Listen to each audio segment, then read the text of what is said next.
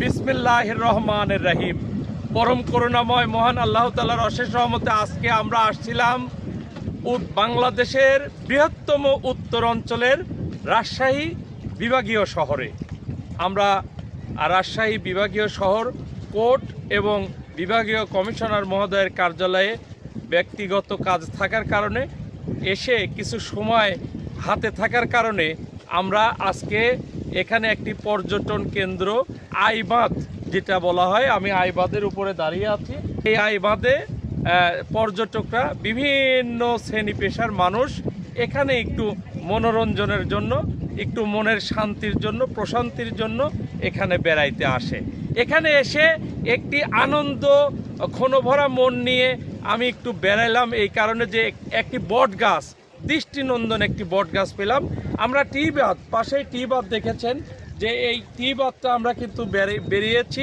এখানে আইবাঁধটা অনেক সুন্দর করছে, কিন্তু অনেকটা গাছগাছালির কিছুটা অভাব আছে, যার কারণে এখানকার যারা পানি উন্নয়ন বোর্ডের যারা কর্তৃপক্ষ দায়িত্বরত রয়েছেন তাদেরকে অনুরোধ রাখবো আরও কিছু গাছগাছালি লাগানো যায় কিনা, বৃক্ষরোপণ করা যায় কিনা, তাহলে এটা একটা দৃষ্টিনন্দন এরিয়া হিসাবে গণ্য হবে।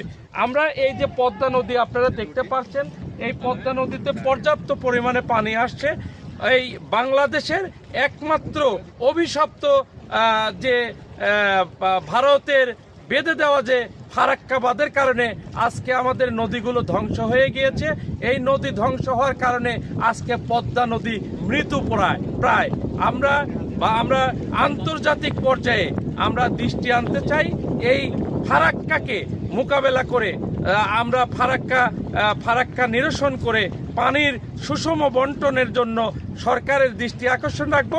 সেই সাথে আন্তর্জাতিক পর্যায়ে যে জাতিসংঘ মিশন রয়েছে তাদেরকে অনুরোধ রাখবো এই ফারাক্কা সমস্যার সমাধান করে বাংলাদেশে একটা কৃষি উন্নয়ন স্বনির্ভরশীল দেশ হিসাবে গড়ে তোলার জন্য আমি দৃষ্টি আকর্ষণ করে শেষ করছি। মোহাম্মদ জাহাঙ্গীর হোসেন, পাবনার সন্তান, রাজশাহী আইবাঁধ থেকে। সবাইকে সালাম, আসসালামু আলাইকুম ওয়া রাহমাতুল্লাহ।